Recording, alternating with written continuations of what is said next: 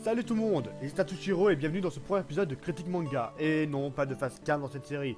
À la place, la version chibi du OC qui a donné son nom à la chaîne, Tatsuya Kamishiro. Alors aujourd'hui pour cette première critique, on va parler d'Assassination Classroom, un manga animé poulpitant. Parce que Koro Sensei est un poulpe, vous avez compris. Oh ta gueule. Car ma version chibi, qu'est-ce que tu fous là? J'essaye de bosser dans la classe en t'entendant te marrer sur ta propre blague de merde et ça nous empêche de bosser. Je te signale que t'es dans ma vidéo, connard. Oh pardon, je vais y aller alors. Ouais, c'est ça, t'as tout compris. Allez, générique.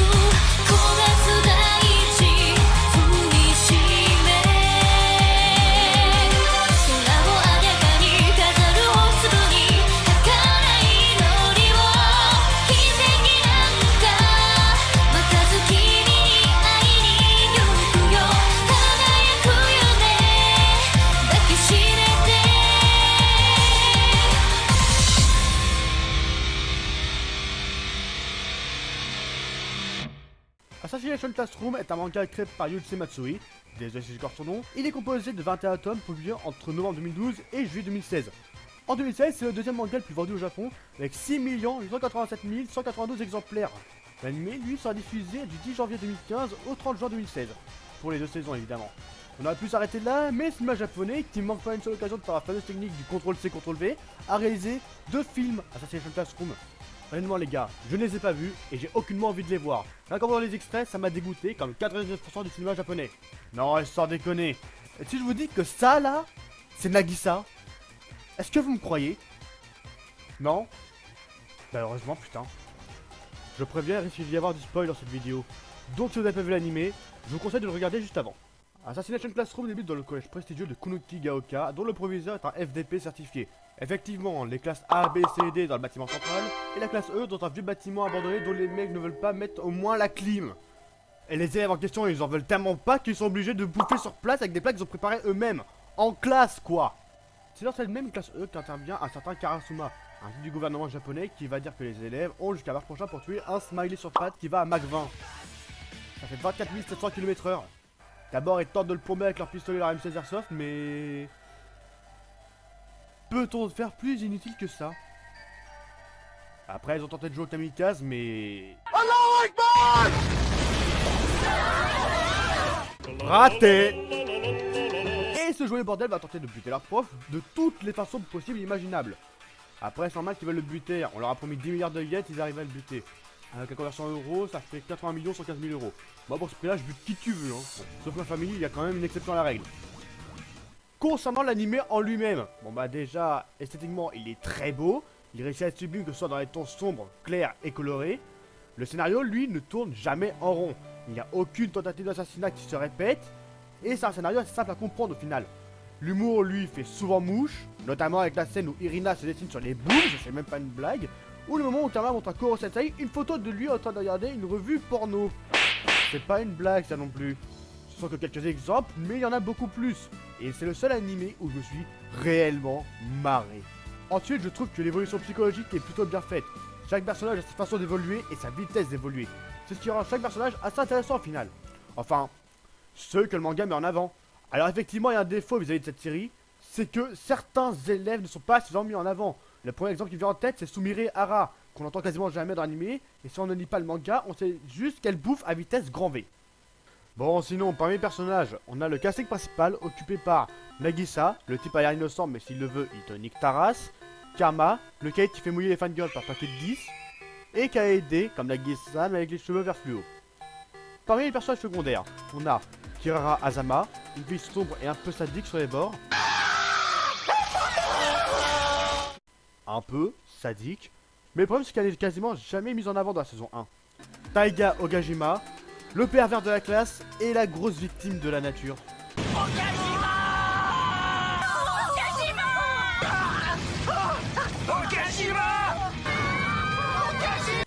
Ne rigole pas, ne rigole pas, ne rigole pas. Ryo Nakamura, la pervers de la classe. Alors j'avais pas déjà cité un pervers avant. Ryoma Tarasaka, le type classe dans l'animé, mais dégueulasse en live. Et t'en as Oribe, le personnage honnête qui connaît visiblement pas les portes. Sois pas timide. Aïe aïe aïe aïe.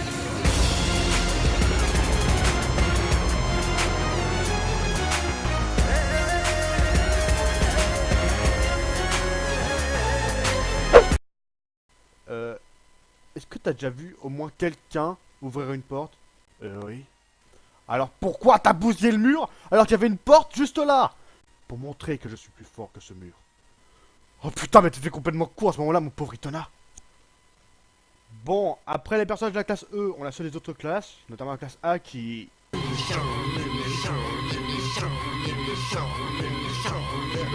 Coupe ta musique, putain, je vais avoir des problèmes. Des bouffons qui prend tout le monde pour des bouffons. Ok. Non, sérieusement, je préfère très largement être dans une classe surnommée la classe des épaves et discriminer pour ça, plutôt qu'avoir cette tronche. Ou cette tronche. Et on fout ça à la définition du mot racaille dans le dictionnaire. Bon, retour au personnage. On a Shiro qui... Je vous préviens, vous me verrez toujours ainsi vêtu de blanc. C'est un peu écrit dans ton prénom, la putain de toi. Shiro signifie blanc en japonais. Comme quoi, l'auteur ne s'est pas foulé sur celui-ci. Ok, tout habillé en blanc, mais c'était obligé de le faire ressembler à un membre du Ku Klux Klan. Sinon, question musique, un mélange de musique calme, sérieuse et comique dans une même BO, ça passe très bien. Si je dois mettre une note juste à la BO, ce serait un petit 9 sur 10. Alors c'est dans un genre de musique, il diversifie le style de la BO, et ça, je valide. Bon, je l'ai déjà dit plus tôt, mais le scénario ne tourne pas au rond, ça c'est cool, mais il faudrait de 1 faire plus d'efforts sur les dialogues. Préparez-vous. Le porno va sauver le monde. Et de 2, avoir plus de logique. Déjà les mecs sont en plein examen et se voient comme des gladiateurs en train de défoncer tous les monstres qu'ils voient. Pour tuer un prof, ils font un flanc géant explosif. Et Nagisa arrive à provoquer des spasmes cérébraux en claquant des mains. Bon, on va pas se le cacher, hein. Dans cette situation, ce serait bien pratique. Et la question ultime que je me pose vis-à-vis de cet animé, c'est... Tu sais qu'avoir un job, c'est interdit par le collège? Alors déjà, zombie pédophile, tu fermes ta grande gueule. Et surtout, où est le problème d'avoir un boulot en dehors du bahut, la putain de ta race? Ouais, je sais, je dois sortir ce type, mais il y a un moment, faudra arrêter de faire les cons. Et vous inquiétez pas, niveau racaille du dimanche, on a les deux comiques de la classe D, le Muta et Shosuke, qui perdent instantanément toute crédibilité et leur couille après avoir dit la phrase de 3 à Nagisa. En même temps, faut pas s'étonner qu'à force de s'en prendre plein la gueule, ils se révoltent. La révolution est en marche, il est l'heure. Ouais, c'est ça, t'as tout compris. Bon, ok, j'ai fini de vanner sur les élèves, et on va plutôt vanner sur les autres personnages, notamment Takaoka, qui se trouve être un FDP certifié, tout comme le Dirlo. On va passer une bonne soirée magnifique. Alors ce type utilise une technique qui s'appelle la technique de la sucette. Ça veut dire qu'il fait le mec sympa pour mieux attirer les élèves dans le camel blanche, puis les enculer. Putain, pas littéralement enculer, c'est une image. Non mais sérieux, d'abord le type leur offre des pâtisseries, puis le lendemain ils changent leur emploi du temps pour faire un de sport, dans toute une semaine surtout, et s'il refuse, il va au poing et au pied. Et ça faut que ce soit un mec ou une meuf ce bâtard. Mais mec, je vous jure, j'ai pleuré de joie quand Nagisa lui a foutu un coup de taser dans la gorge. Sérieux, merci mec. Pour vous dire le fond de ma pensée, je trouve que globalement, Assassination Classroom est un shonen que je trouve vraiment délirant. Il sort de l'eau grâce à sa mascotte, Koro Sensei, propose un mélange parfait de moments drôles, sérieux et dramatiques. Et si vous aimez les animés comiques, je ne peux que vous recommander de regarder l'animé ou lire le manga, que j'ai malheureusement pas eu l'occasion de lire. Ou si vous le souhaitez, regardez l'animé et lisez le manga. Pour ma part, je vais rester dans le domaine de ma chaîne et noter cet animé. Et ouais les mecs, c'est pas parce que je faisais quasiment que les jeux vidéo avant que je vais changer mes habitudes, faut pas déconner. Sauf pour cette série, hein, les notes sont sur 100 au Japon, donc je donnerai une note sur 100. Pour ma part, je donnerai à cet animé une note de 92 sur 100, ce qui fait 18,4 sur 20. Les seuls défauts que je note sont le léger manque de logique, certains dialogues qui font brouillon, et certains personnages qui sont quasiment pas mis en avant, ou uniquement dans la saison 2, comme Sumire, vraiment mis en avant dans les deux saisons, ou Kirara, vraiment mis en avant que dans la saison 2.